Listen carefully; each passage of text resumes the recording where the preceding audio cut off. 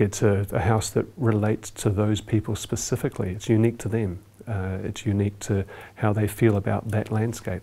It's a lot more it's a lot more precise in its relativity to context.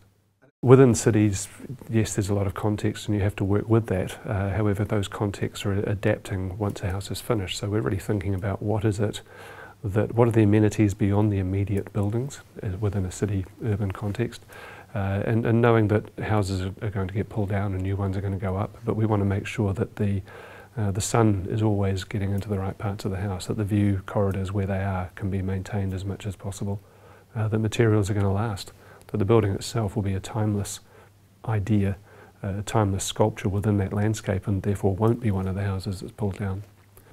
I think once you get a greenfields environment, there's a little bit more poetic license to be expressive within the greater sense of space. There's more about architecture that reaches out to the distance, that connects to the horizon or looks up to the hills, that brings the sky into the house, as opposed to maybe blocking out the neighbours that are more prevalent in a city environment.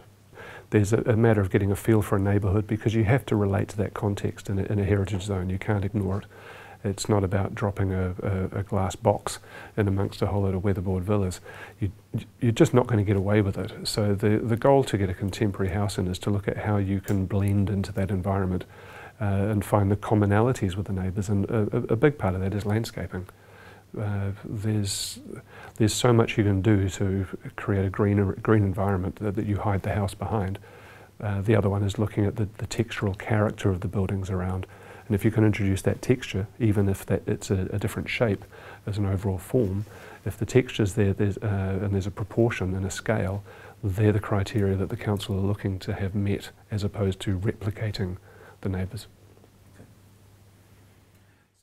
Well, it's understanding what it is you want to achieve, what's going to excite you when it is built, what's going to meet your practical needs, your functional requirements, what your budget is, and how far that budget can realistically expect to go.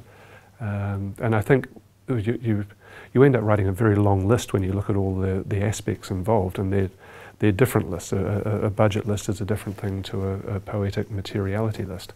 However, the common thing that I say to or ask all people to do is prioritise their list. Say what's the most important, what's the second most important.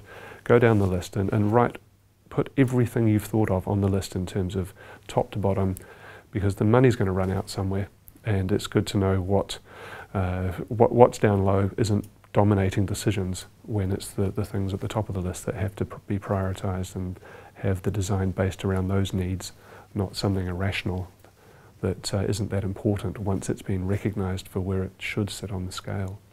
Images help a lot. Yeah, they say huge things. At the same time, those images need to be qualified, because in one photo there could be 30 different elements. Identify on those photos, on those magazine cutouts, what it is about that picture that really sells that dream. It's very important. The number of Trends magazines I've had put in front of me, it's great because there's such a variety in the Trends issues.